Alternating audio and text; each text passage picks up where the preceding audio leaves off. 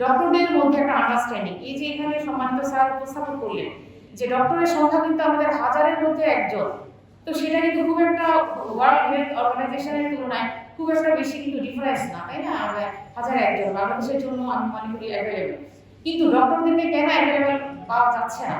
জেলা উপজেলা স্বাস্থ্য কমপ্লেক্স বা অন্যান্য ঢাকার বাইরে এরিয়াগুলোতে কিন্তু আমরা সম্পূর্ণ বিরূপ একটা চিত্র দেখতে পাই। এবং সেখানে উনি গিয়ে দেখলেন যে ডক্টররা একটা নিজেদের মধ্যে আন্ডারস্ট্যান্ডিং করে নিয়েছে যে সপ্তাহের মধ্যে 2 দিন একজন থাকবে, ঢাকা থেকে যাবে, আর 2 দিন একজন থাকবে, এভাবে। অথচ ওখানে 3জন বা 4জন ডক্টর আছেন মেডিকেল অফিসার, কিন্তু বাস্তবে পাওয়া যাচ্ছে একজন। এবং শেষ পর্যন্ত ওখান থেকে ট্রান্সফার নিয়ে তিনি 2,500 স্বাস্থ্য কমপ্লেক্সে আসলেন, সেখানেও সেম চিত্র। এবং আরো বেশি মানে বিটার একটা এক্সপিরিয়েন্স হয়েছে, সেটা হচ্ছে যে রোগীদের কাছ থেকে একটা অ্যামাউন্ট নেওয়া হচ্ছে সরকারি হসপিটালে। পাঞ্জাবের জগতে একটি বিশ্বস্ত নাম শাবাব এথনিক ওয়্যার।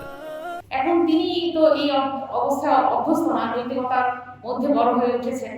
শেষ পর্যন্ত তিনি সিন্ডিকেট ভাঙতে পারছেন না, ওখানকার অবস্থাটা এতটা মানে বিরূপ। উনি কি করতেন, একজন পেশেন্টের কাছ থেকে যে টাকাটা উনি দিতেন, বলতে পারতেন না যে এটা তো আপনার টাকাটা দেওয়ার কথা না। তিনি বলতেন যে ঠিক আছে চাচা, আপনি এই টাকাটা দিয়েছেন, আপনি এটা দিয়ে ওষুধ কিনে নিন, আমি যেটা এখানে প্রেসক্রাইব করেছি সেই ওষুধটা কিনে নিন বলে ওনার পকেটে সে টাকাটা দিয়ে দিতেন।